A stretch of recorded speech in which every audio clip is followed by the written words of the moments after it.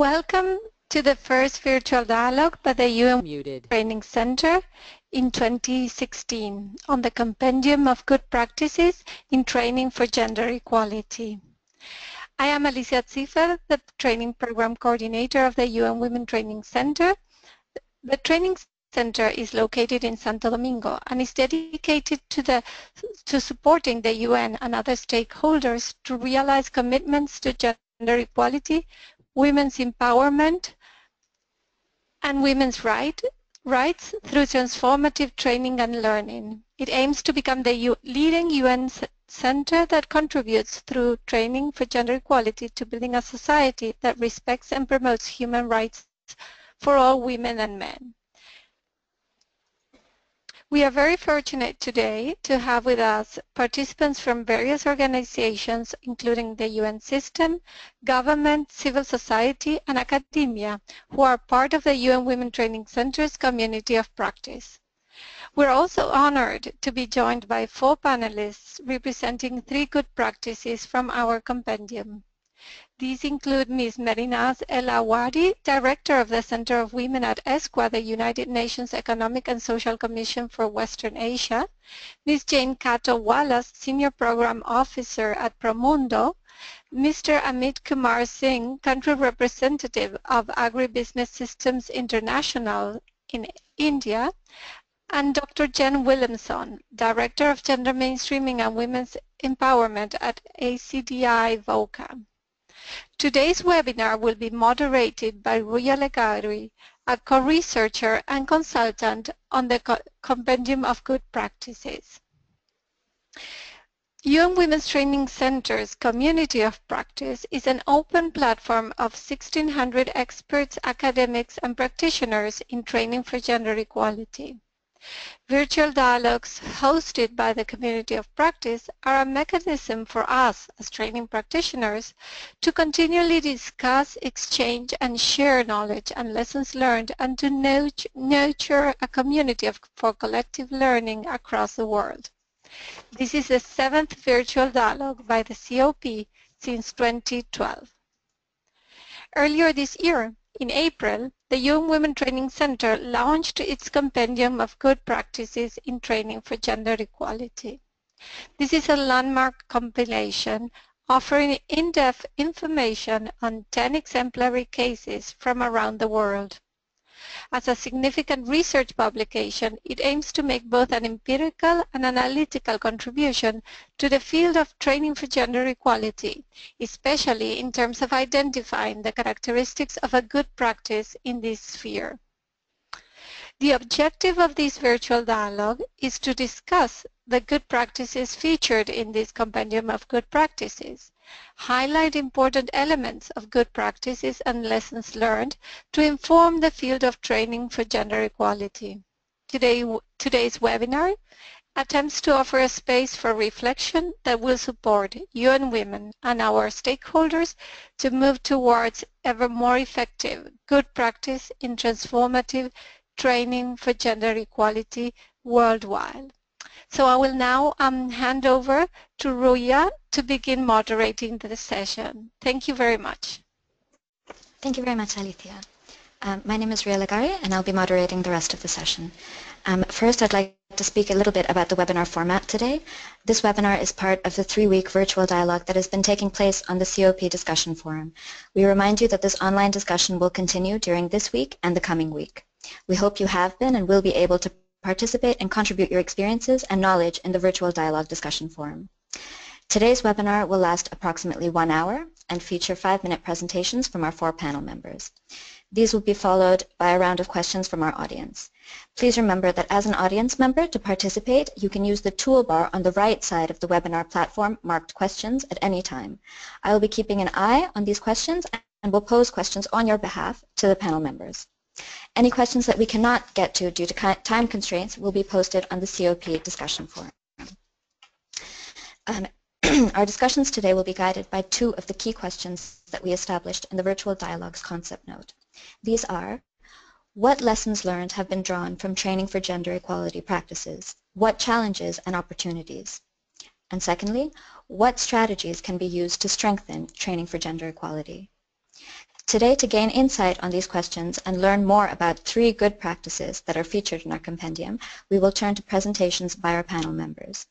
First, we are very fortunate to have with us today Mehrinaz El-Awady, Director of the Center for Women at ESCWA, the UN Economic and Social Commission for Western Asia. Mehrinaz has worked extensively on gender equality, violence against women, girls' education, both at ESCWA and previously for international organizations across the Arab region. Mehrinaz, I'd like to ask you to please begin your presentation. Thank you. Thank you very much for the introduction, and I'll make sure that I'll provide a 5-minute presentation. So I'll be talking about the ESCWA experience and mainstreaming and training on gender equality. And first, I just need to say that I've designed my presentation around something called the SWAP, which is a UN tool that was developed a couple of years ago in order to help us monitor our progress that we have done. So I'll be talking about capacity assessment and capacity development, which were 2 indicators of this tool. In 2012, if we look at capacity assessment, we were not doing anything. We were missing. No, I'm still there. At the previous one. Roya, can you go back? Oh, sorry. Yes. So the capacity assessment and the capacity development, like the red circles will show you that we were not doing anything. We were failing almost in assessing the capacity of the ESCWA staff and, of course, in building their capacity. Until 2013, we started doing some work where you can see a light green. And in 2015, we really excelled. And we'll show you how. Go ahead. So in 2012, we have never done any staff assessment to see what knowledge would they have. And of course, we were working towards like just institutionalizing a mandatory training for all staff, but this working towards was only work in progress, and we did not have a product. We did not offer any periodic training to staff, but it was training we offered haphazardly. So in 2002, we were almost doing nothing. Okay. In 2013, we developed the first survey online to assess staff knowledge on gender mainstreaming and gender equality. And the findings were really a bit shocking, that we found most of the staff, of course, other than those working for the Center for Women or the department related to women, they did not have information. No one knew what is gender mainstreaming or how can we do that. So based on that, we developed a capacity development plan. So we had a plan in place, and yet we did not have any training. But we were planning at least to see how are we going to get the funds and where are we going to do that. Okay, this is in 2013. Can we move ahead? In 2014, we developed the first comprehensive model on gender mainstreaming that consisted of 2 things. First, I just need to say that ESCWA mainly does research, so a bulk of our work is research. And the main concern that came out of the capacity assessment that we did in 2013, that professional staff said, how can we integrate gender in our work? If people are working in the energy sector, for example, or in the economic division, or in the, I don't know, conflict division. So they did not know how to do that. So our comprehensive model was to respond to this gap, so we developed a white paper to guide all staff on integrating a gender perspective in research. So that was almost the theoretical part. And this white paper also included a lot of tailor-made lists for each division in the respective areas. What are the available manuals all over the globe, or I would say, to help them integrate gender in their respective work. The second part of the training was, or of the model, was a tailor-made in-class training for professional staff on how to do that. So it was the know-how. We gave them on-the-job training, and we got examples of work that they have done in their own divisions, the research that they have done earlier, and we worked on that to make it more gender-sensitive. The last thing we did is we had a mandatory training for all staff called I Know Gender that was developed by UN Women. This mandatory training provides basic information about gender issues to all staff. Okay, go ahead. No, I think you missed one. No? Oh, okay. In 2015, we repeated the same exercise so that after the training we wanted to see the knowledge of staff.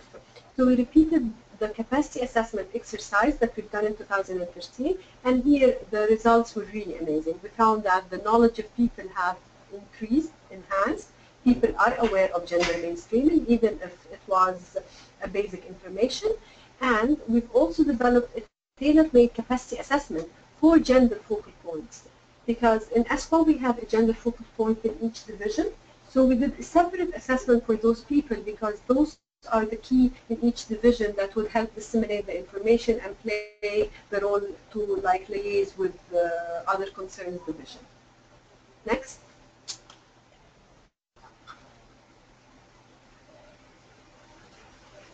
In terms of capacity development in 2015, we developed a capacity development plan based on the findings. We offered regular on-the-job training for gender focal points. We developed a tailor-made training on gender statistics, which was also an area of concern and gap. We funded 3 gender focal points to participate in a training done by the ILO. Members of the gender focal points who participated in this training came back and did a sort of a TOT to others, and we also had the mandatory training for all staff. In addition to that, senior management who had also shown lack of information regarding this and also a little bit of resistance, they were included in orientation about the importance of gender mainstreaming so that and achieving gender equality so they can facilitate the work that their gender focal points and division is doing. Okay, go ahead. Next. The key lessons learned that first it's important to say that we did all that with zero budget. We did not have any budget to do that. All the training, so we did that in-house, using in-house capacities. It's very important to have tailor-made training, like not to bring training manuals that are outside and just do it, because you need to have relevant information to your participants. You need to combine the theoretical part and hands-on training, like the theoretical, which is the white papers that we've done and checklists and all that, in addition to practice. You also need to build on in-house expertise to overcome budget limitations, and you need to raise awareness of senior management because they're key. If they're not on board, like you will not be able to do that. Lastly, you need to also ensure that the training package is responsive to the work program of the organization. Next. What we have done had made us exceed the requirements and become one of the lead agencies in the UN in terms of mainstreaming gender within the work. And maybe one just figure, 73% that ESCWA had achieved in terms of exceeding the requirements in many aspects related to gender equality, compared to only 15% in the Secretariat and 17% in the entire UN system. Thank you. Thank you very much, Mehrinaz. That was a very interesting and insightful experience by ESCWA. We are now going to turn to Jane Kato-Wallace from Promundo, whose experience centers on program development, training, and research on engaging men and boys. Jane has played a key role in the Global Men Care campaign and the Gender Transformative Program P for engaging men as caregivers. Jane, I'd like to ask you if you could please begin your presentation. Thank you. Thank you very much. Thank you to UN Women for organizing this learning opportunity and for inviting Promundo to be part of that process. Good morning, good afternoon, everyone. My name is Jane Kato-Wallace, and I'm, as Ria just said, a Senior Program Officer with Promundo. Next slide, please. Just a quick introduction to who is Promundo. We are a small international NGO whose roots and approaches to tackling gender injustice are in Brazil. We also have presence in the Great Lakes region, in Lisbon, and also in Washington, D.C. We aim to tackle gender inequality by engaging youth, parents, and key decision makers to promote gender equality through a masculinities lens. Next slide. So I'm going to present the process of training with our long-term partner UNFPA in the Eastern Europe and Central Asia region, who we've been working with since 2011. This is very quick because we each only get 5 minutes, but I'm going to present just a couple lessons learned that can hopefully be applied to other trainings you will find yourself doing in the future. Next slide.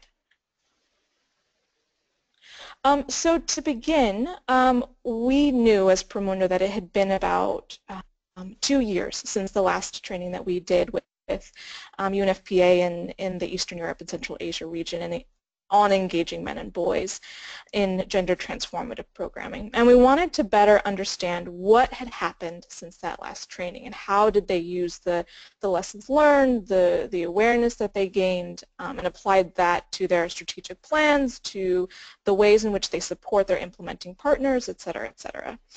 So we did a mapping, we sent out a series of surveys with a bunch of questions to better understand what had happened and what were their needs.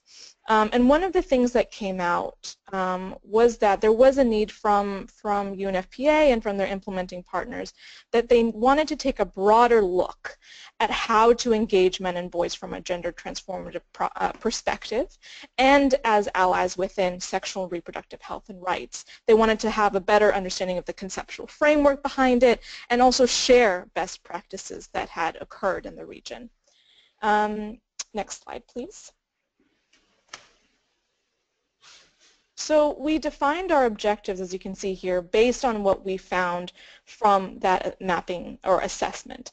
I won't go into detail into it here because I don't think it's very interesting. I think you're much more interested in sort of the process in terms of how we design a training on gender. So, but I just wanted to present this to show that, you know, based on the mapping, these were the sort of expected outcomes or the objectives that we wanted to see. Next slide.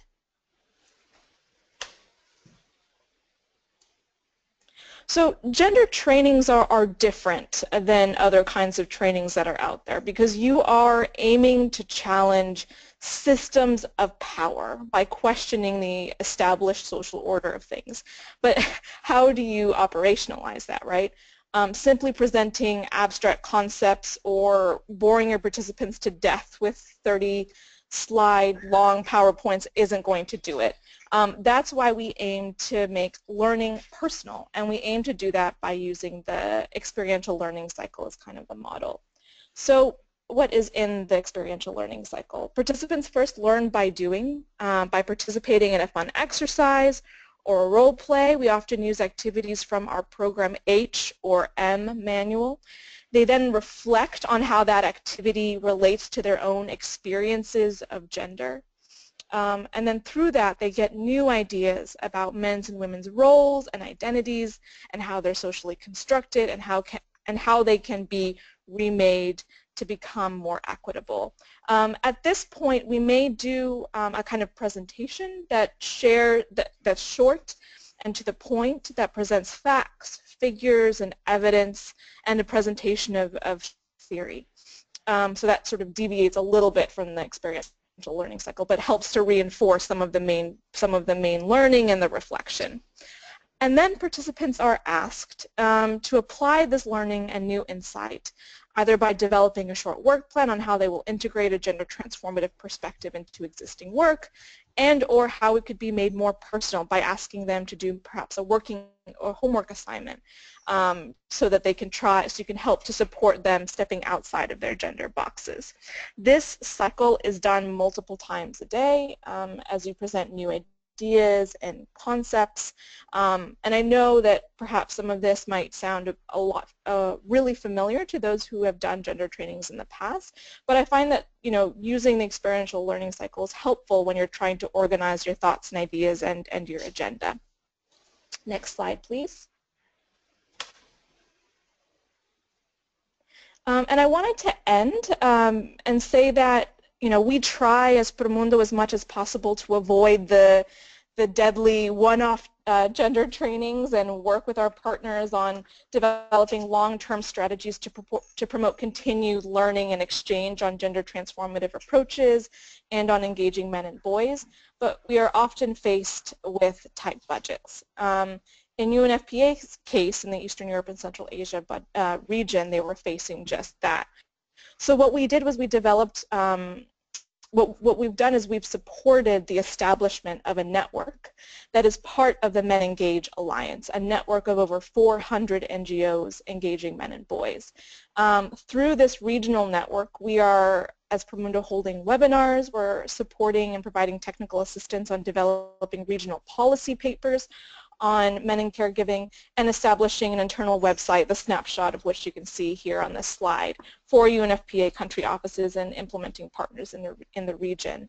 We hope that through this network or platform that we will be able to continue this exchange of learning, but making it focused much more regionally, so contextually relevant in a way, focused on sharing best practices and actually doing some joint advocacy together.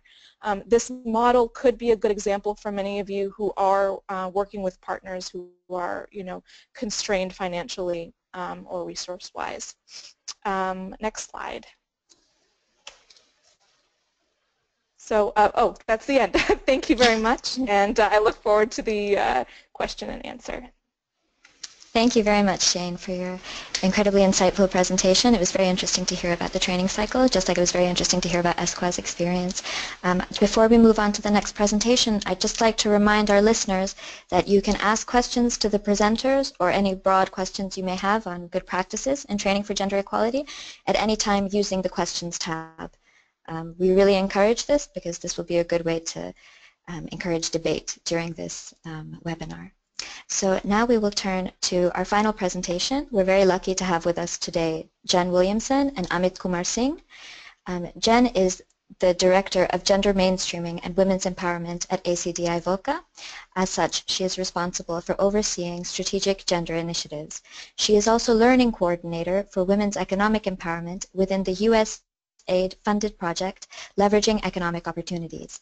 Amit Singh, her colleague, is the Country Representative for Agribusiness Systems International, or ASI, in India. This is an affiliate of ACDI VOCA. Amit's experience centers on capacity building, and he has worked extensively on collective action and women's entrepreneurship projects across India. Amit and Jenn, I'll give the floor to you and ask you to please begin your presentation. Thank you.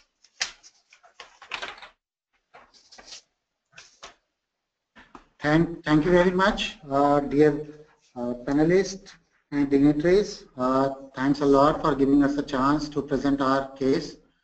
I'll give a brief background about ASI, Agribusiness Systems International, is an international agriculture market development organization established in 1993. As Roya said, we are an affiliate of ACDI VOCA.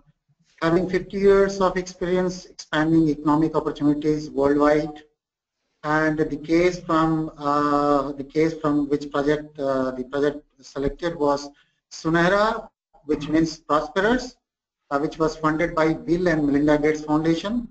We did this project in one of the state of India called Uttar Pradesh, which is one of the most populous state, and it was implemented in 8 districts of Uttar Pradesh.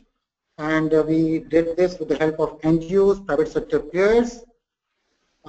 This project recognizes women as important drivers of economic growth and their contribution to the agriculture. We worked with 25,000 smallholder farmers, 30% were women, and the objective was to enhance their income through improved agricultural practices and facilitate market linkages. Next slide, please.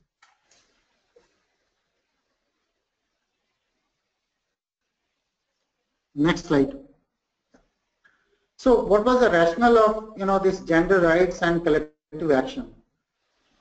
Uttar Pradesh is consistently poor across all the gender and female empowerment indicators.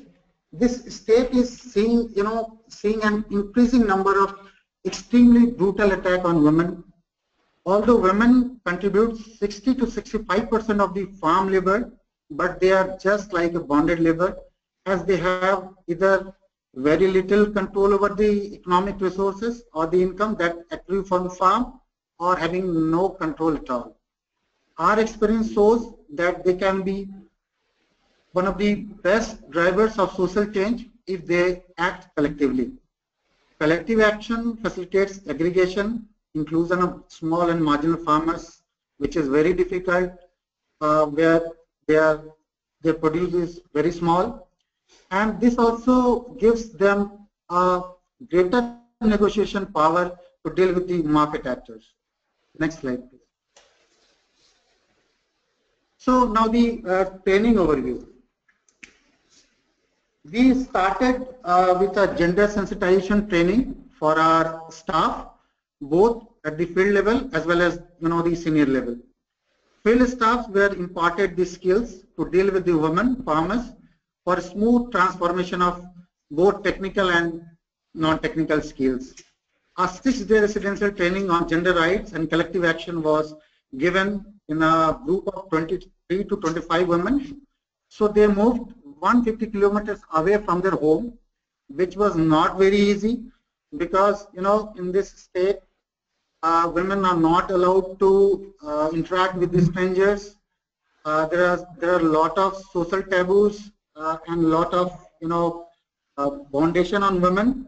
So we started with the community leaders, and later on when community members, they saw the fruits of the project that are coming in. So slowly and slowly, they started allowing their women counterpart to participate in these trainings. The national and international experts were involved in this training. Training was followed by formation of self-help groups, and later these self-help groups were formed, federated into producer organization called Vama Shakti. Slowly, the transformation began.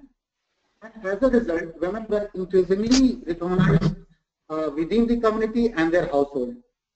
Women organized in collectives are better able to articulate their problems and overcome gender-based inequalities and discrimination. This was our learning.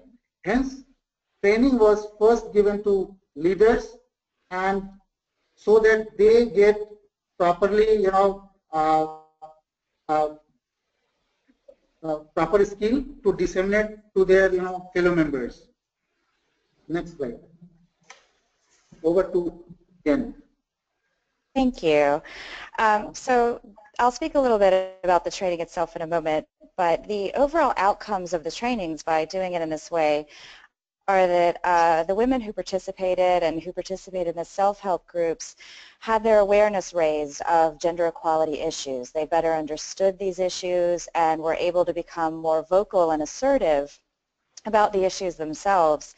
They organized events for International Women's Day. They participated and organized events around 1 Billion Rising, and they organized a Women Farmers Fair to showcase their work so that there was more recognition of the contributions of women to the agriculture work in the area. They spoke in front of audiences, which is actually a really important step to be speaking in public, and they performed a play to raise awareness around gender-based violence. They moved more into public spaces, so this increased participation in the public sphere is really important, which increased not only that role, but increased their exposure to information on market prices and farming techniques, which is really important for women in agriculture.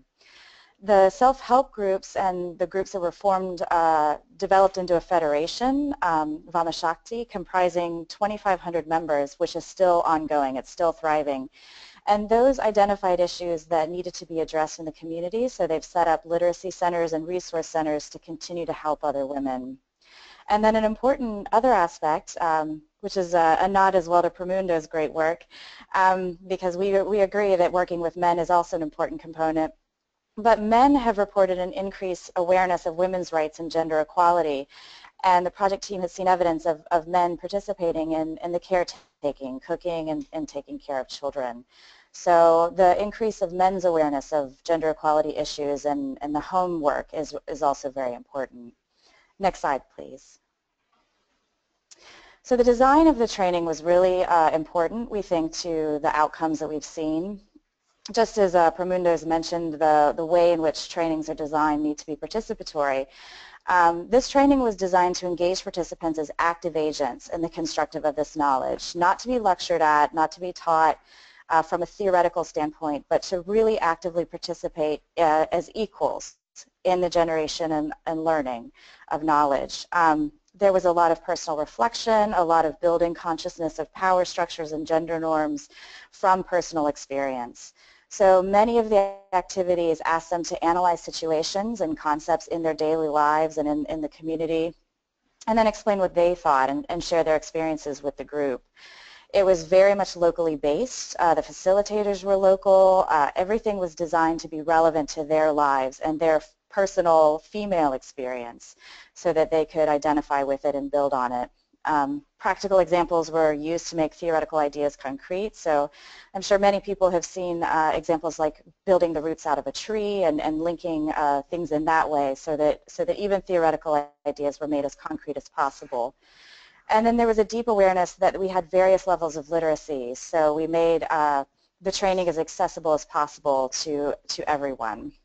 But it wasn't just group discussion. There were many different types of opportunities. Because this was a residential training, it was essentially multiple 24 hours of learning with plays, songs, role plays, film screenings, presentations, informal discussion during meals and after meals, guest lectures. So it really was a fully immersive experience where many of the participants had personal and social bonds which contributed to their learning.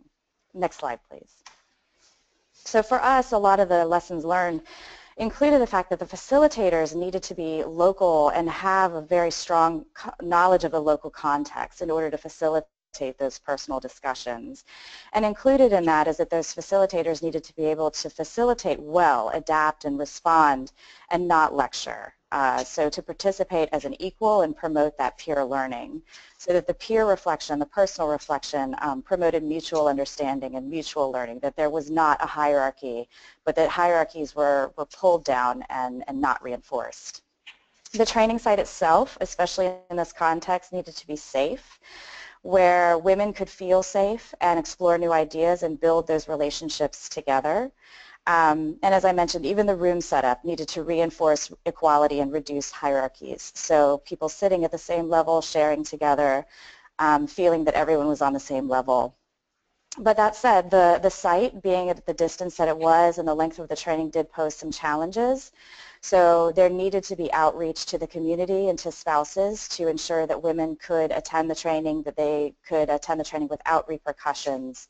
And there were some challenges with individuals where husbands did not want them to attend or needed support, and our staff needed to reach out to make sure that those women had the support in order to attend. And that was something we had to be very mindful of. And I believe that's our last slide. Yes. Yes, it is. Thank you very much, Jen and Amit, for your incredibly interesting presentation, especially about how this training really reached the grassroots level and changed women's lives. We're going to move on now to questions from our audience. There are some questions specifically for particular speakers, and there are some questions overall, generally, on training for gender equality. So we're just going to switch around our screens so that we can see these questions.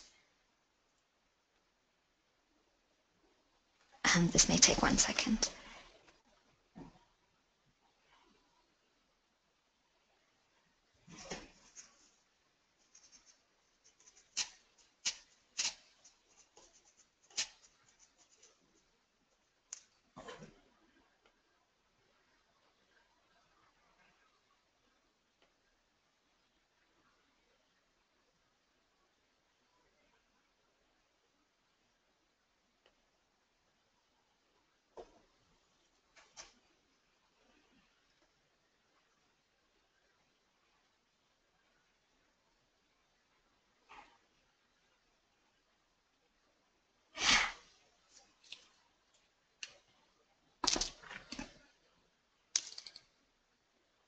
All right, I'm very sorry for the delay.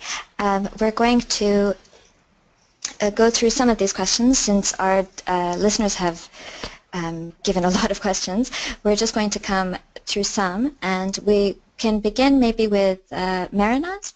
And some of the questions that ESCWA has been asked deal with, for example, asking how did you engage senior management who may be resistant to capacity development initiatives or have entrenched gender stereotypes?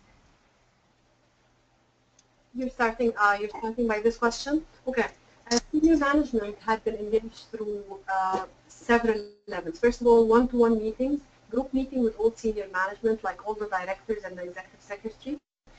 Also, the mandatory training, they had to take it because it's mandatory for all staff. And finally, we organized a one-day training for them. We brought in an expert from the region to train them on the importance of gender mainstreaming, and the main message of that was gender mainstreaming is not limited to provide the ESCWA.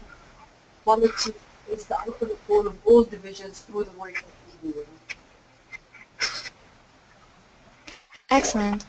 And I'd also like to ask perhaps another part of the question that they wanted to discuss, which was the ILO blended course for UN gender focal points.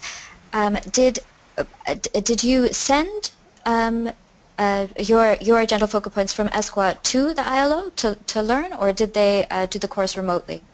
No, the course was two parts. The first part is remotely over, I think, a period of a month, where they have to do online training, and then they have to go for a 10-day in-class training.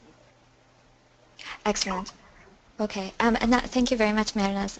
We will turn a little bit to maybe some questions for Promundo. And Jane, I'd like to ask you perhaps a little bit about the MENengage platform, since one of our listeners has asked how successful the MENengage platform has been for continued support and sharing of learning and practice. So she wants to know whether the 250 member organizations proactively share learning experiences and practices, or how do you motivate members to do so if they don't do so voluntarily?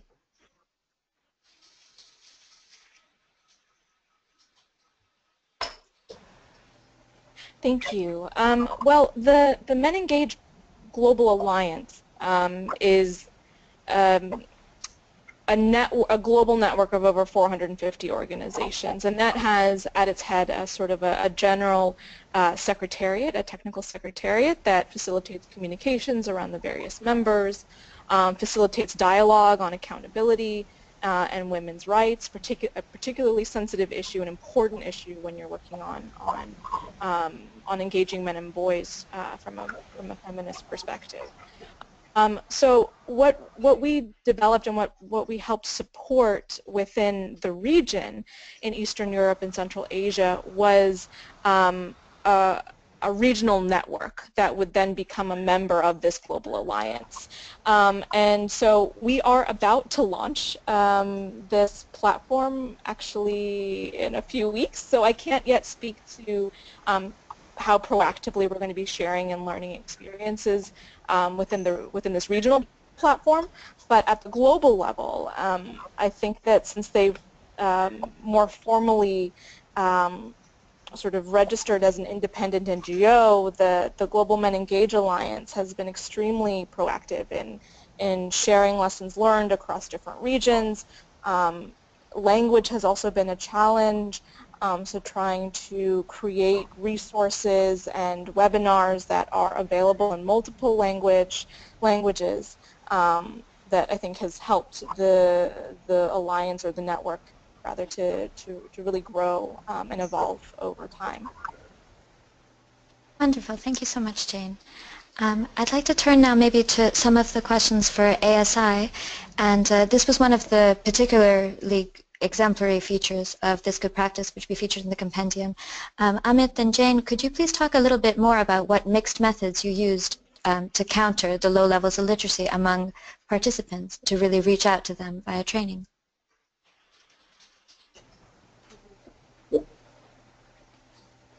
Sure, I can speak a little bit and I'll let Amit jump in if he'd like.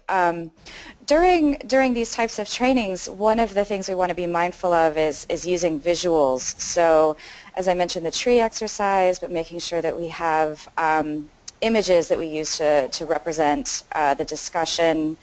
Oh, Amit needs to be unmuted so that he can discuss. That's where it's also important to use things like the role plays and the plays, the songs, the videos, the talks like that. But when we do have where they draw together, where they map, those are ways to reach not relying on written words. When we do things where we have people take notes, we want to make sure that it's that there are visual representations that everyone agrees to and understands. So there are ways to address multiple literacy levels as well. Amit, do you want to speak to other ways that literacy was addressed? Yeah, the icons were used and the very local language stories with infographics were used to explain them rather than, giving them some theoretical lectures. That's very interesting. Thank you very much for explaining a little bit more about how the visual images were used to communicate with your training participants. I'd also like to ask perhaps Alicia Ziffer, if you're there, from the UN Women Training Center. I should explain that one of the good practices that's featured in the compendium has to do with ITC ILO and the UN Women Training Center. Is a course for gender focal points from the UN system. As Mehrinaz mentioned, this is one of the big ways in which training for gender equality has been mainstreamed across the UN system. So Alicia, do you have anything you'd like to say about that in terms of that being a good practice and relating to these good practices? I wanted to clarify because there were some questions. This is a course that we run once a year together with the ITC ILO. It is a blended course that has an online phase and a face-to-face session afterwards of 1 week that is held in the ITC ILO. So we do this course openly once a year. Please check our calendar and for next year's sessions. I know that somebody was asking about this. I have also responded to her directly. But we also deliver this course on demand and we deliver it for other organizations. I think what's interesting about this training as a good practice, well, there are many different things, but one of them is that it is a course meant to for agencies within the UN system to work in an interagency manner, but it is also delivered bringing together two organizations that do training in the UN system.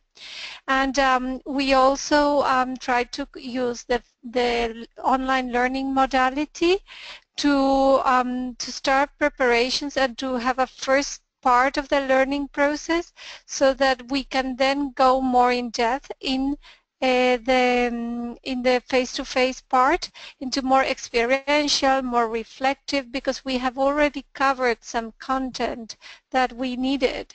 And one of the challenges is also to do some transformation, some transformative training through the online phase, and to set up a safe space also in the online environment. So this has both pros and cons, because it's a bit more anonymous, and but also our words stay there. The writing stays longer than the talking in a way. So we have to make sure that people feel comfortable, participants feel comfortable in expressing themselves, also because they are very strongly identified with an organization. So also there, the organizational point of view and the personal point of view play different roles also. I don't want to steal the floor from other good experiences being shared here. So thank you very much. Thank you very much, Alicia. It's very interesting to compare how the UN system and international NGOs work around training for gender equality. And based on that, I'd like to point out that some of the particular questions that have been asked by our speakers, by our listeners, are if you read the Compendium of Good Practices, which is available for free in online on the UN Women Training Center webpage, many of these particularities about how many training participants and the details of the trainings are discussed there. So I think for that reason, now that we're entering the end of our webinar, we'd like to maybe discuss with our panelists a few more general questions about good practices for training for gender equality. And we have one question from Dr. Lucy Ferguson, who led the compilation of the compendium. So she would like to ask, excuse me, she would like to ask what your broader thoughts are about what can be learned based on your experiences. So perhaps we can go in order, and I'd like to ask Mehrinaz, in terms of the question about what lessons learned have been drawn from your training and what challenges and opportunities you can really highlight. Would you like to briefly mention about ESCWA's experience, please? Yes, I would say one of the key challenges is resistance and the lack of knowledge about the importance of gender equality and the strategy associated with that, which is gender mainstreaming. So we face a lot of people and very senior people saying, this is not our work, we should not be doing that, it's the work of the department working on the woman or the division. So you really need to break this resistance with a delicate balance that you don't make people hate what you're doing. So the delicacy, that was the problem. What we did here is, as I said earlier, talking to people individually and talking to them in a group and mandating things that this is what we have to do, this is the organization priority. We have also made, we have an evaluation system for everybody, like a performance evaluation. So what, that includes goals, that you put your goals for each year, what are you going to achieve during this year, and gender equality, achieving or promoting gender equality is part of the evaluation of almost all staff. So also that made them feel that it is the responsibility, not only the responsibility of the division. One last thing is, as I said, building on existing capacities in-house, because if you wait until you are able to solicit and get and raise budget, you will not be able to do that, especially that trainings are very expensive, hiring experts and bringing people overseas is also expensive, and now with all the budget cuts within the UN, you really need to think of an innovative manner.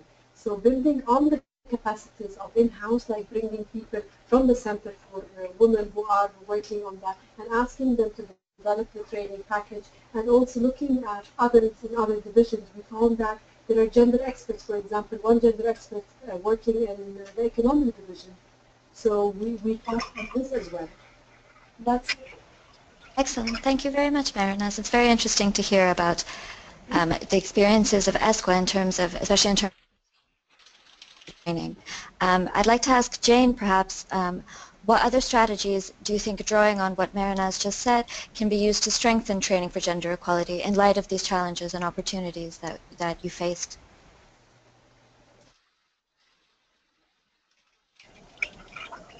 Yes, thank you. Completely agree with the previous points made, and just to further add, one of the key challenges, I think, from our perspective is having buy-in at all levels of an institution, of an organization, and that includes senior management. So making that part of the assessment where you're exploring what are the needs that need to be addressed in the training is important. So you have to assess where everyone is in terms of their attitudes and their perceptions about, mainstreaming or integrating gender equality and a gender transformative approach into their existing work. The second challenge and lesson learned, I think, is somewhat related to the first point, that change takes time, and when you have to, and for that reason, you have to invest in developing long-term partnerships and really focus on trying to transform the institution from the inside and developing longer-term strategies to do that. And that often means doing more than one training, but rather, finding key points within the program cycle or outside of it to really continue to promote that change. Excellent. Thank you so much, Jane. It's a very interesting point you raised, especially about how change needs to be long-term. So I'd like to ask maybe Jenn and Amit, since the training that ASI conducted in India was a one-off training, what kind of techniques did you use to make sure that the change that it evoked was more long-term? I suppose it has to do a lot with the creation of women's self-help groups, and how did you use more training to support them, or how did you support them going forward?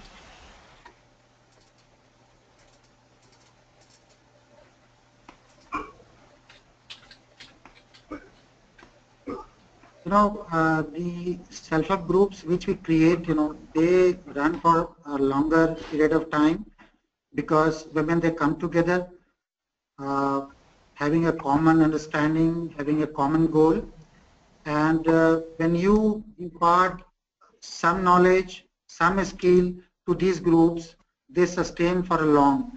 And when some individual is trained, it may not help, or as we said earlier also, the women were, were able to articulate well when they were in the group. And in terms of individual, it was very difficult to express their views. So one, the collective action, that is self-help groups, have been, the expressing their views, increasing the peer pressure if some conflict arises in the family. So all group members used to go there in the family, talk to the main member, and they used to fix the problems. Second, these groups also used as earning revenue, because these groups were federated into a big producer organization, where women, they used to they are aggregating their produce, and they are selling it to the organized buyers. So it is working both ways. One is they are socially empowered, and second is they are economically empowered. So these groups really helped in for longer term long-term sustainability. Jen, if you would like to add something.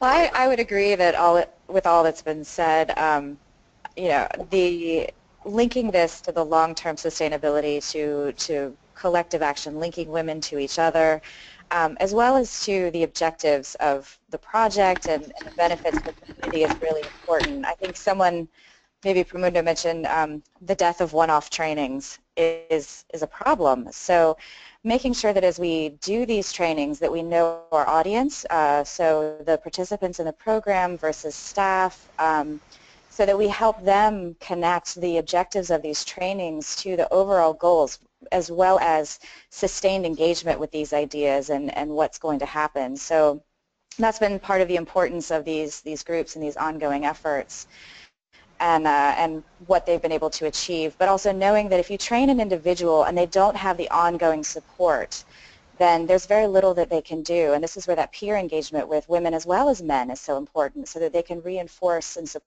each other in making these changes, because that long-term sustained change is difficult, because as we've mentioned before, these are power dynamics, and changing those power dynamics is very challenging. That's a very good point. One thing more, when you one more point, when you make these self-help groups, so most of the government programs are now, these schemes are channelized to these self-help groups. So even if the project is over, the support is not there, so then government schemes are there to help these groups.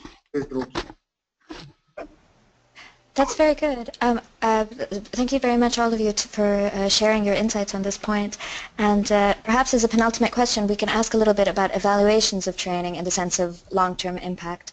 So I'd like to ask whoever would like to answer this, perhaps Jane, because you were speaking a little bit about the evaluation of UNFPA's training, about how you think evaluation should form part of trainings from the very start, and how this can be done to make sure that success is achieved. Thank you. Yes, no, evaluation of training, I think, is still a science that we as Promundo are learning to perfect, and actually an interesting area of research that we hope to pursue.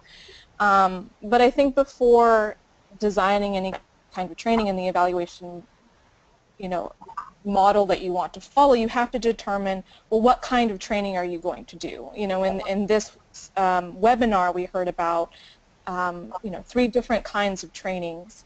There was a training of facilitators, there was a training of trainers, and there was training that was aimed at sort of raising awareness within larger institutions. And I think that one of the first questions that we need to ask when designing a really good and effective training, what are the expected outcomes? Who is our audience? What are their preconceived notions of gender norms, or what do they understand about gender as a whole? And I think from there, you better understand the outcomes that you aim to see as a result of that. Is it a better knowledge and skills to carry out a particular curriculum?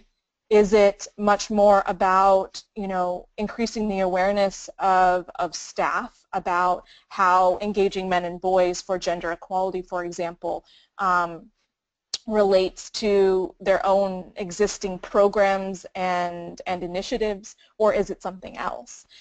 So I think that asking those preliminary questions before you dig deep into the actual modality or the content of the training is important. In terms of specifically related to evaluation for the UNFPA, Eastern Europe, and Central Asia work, we asked, we gave a pre and post test that asked them about, I understand, agree or disagree, I understand the meaning of what is a gender transformative program, define what it is, define power and patriarchy in relation to gender transformation, why is it important, of utmost importance to avoid gender exploitative approaches to gender programming, and we kind of developed sort of a narrative and based on those, on the responses to those questions, some that were closed and others that were more open. But I do agree with Jeanette that we do need to find a better way to evaluate our trainings and how to have how they have or do not have a lasting impact based on what it is that we set to train on. Thank you. Excellent. Thank you so much, Jane, for speaking a bit about evaluation. And I'd just like to pick up on the point that you made about outcomes and ask to our other speakers, perhaps Mehrinaz, you could speak a little bit about this, about what core values do you feel trainers should subscribe to reach these kinds of outcomes? I think trainers should be aware of the regional and national context where they're doing training, and this is what we have done here. And program of the organization, because sometimes you can give them theoretical background and keep telling them about the importance of gender equality, feedback, and all that, but when it comes to practice, they don't know how to do that. So the interesting point is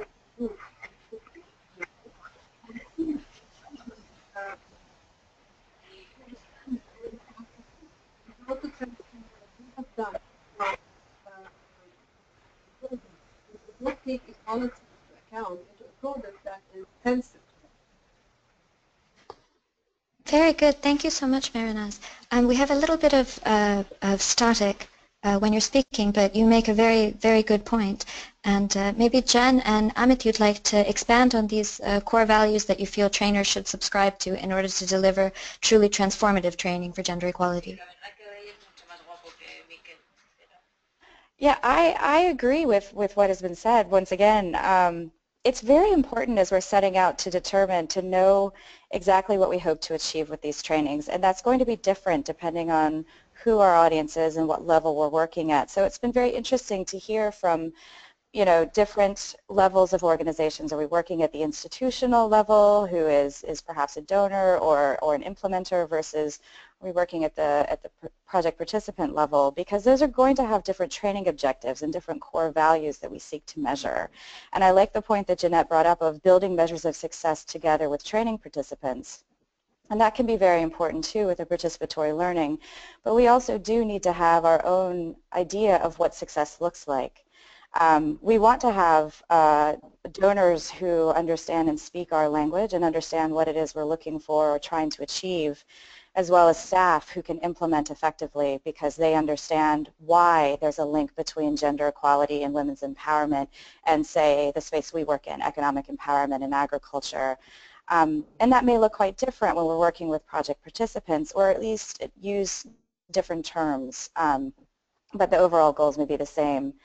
In terms of core values, we definitely want to come to a common understanding of the power dynamics, shared resources and access, and being able to act with an equal opportunity, agency, and voice. So these are things that we're working towards, and an understanding that not everyone starts in the same place, but we get there in different pathways and with a different understanding. As the previous speaker pointed out, the context definitely matters. But in the past, I've encountered people who say, well, you can't impose values, and I think that that's not the goal, but to really facilitate a discussion on what this looks like and how we can get there together is very important. I agree very much. I think inclusivity is definitely one of the core values that transformative training for gender equality should subscribe to. Jane, do you have any other values that you'd like to highlight? For example, I should note that in our discussion forum, Dr. Ferguson mentioned that two things that trainers should perhaps subscribe to is a vision of transformative change and also a commitment to feminist politics and transformation. Do you have any others to add, or would you like to comment on any of those? Just maybe one comment, and it comes from an extremely biased perspective given the organization that I work for, but engaging men and really looking to understand how gender norms also are lived out and experienced from a masculinities perspective, I think helps to promote a much more holistic understanding of gender and how gender is relational. Yeah, so maybe that one point just to add. Excellent, thank you very much. And I'd just like to mention, because I think we've reached the hour mark, but if we have one more question perhaps for Amit and for Jenn, which is a question that we posed in the compendium about how we can promote lessons learned generated from the Global South and grassroots women's organizations, given ASI's experience of working with NGO partners in India. Is there any particular way you feel that we can bring their lessons learned to the fore globally to share what they know about good practice and training for gender equality?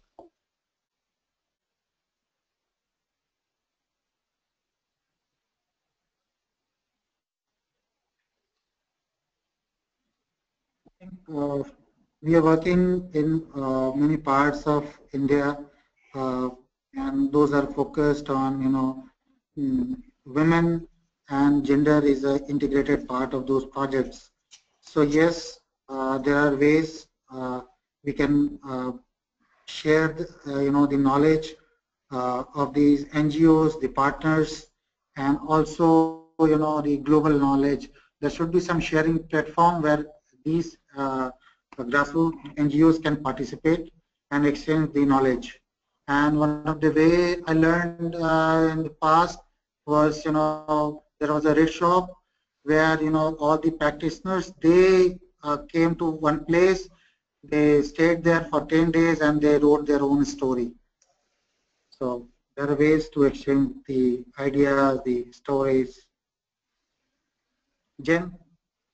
Yes, absolutely. To support what you're saying, the bringing women together is very important. It's that collective action portion, the connection of women together, the validation of their stories, but also we're not empowering them. And I know it's been said elsewhere by other people, but it's so important to recognize that we're really just creating the conditions for them to act on their own agency.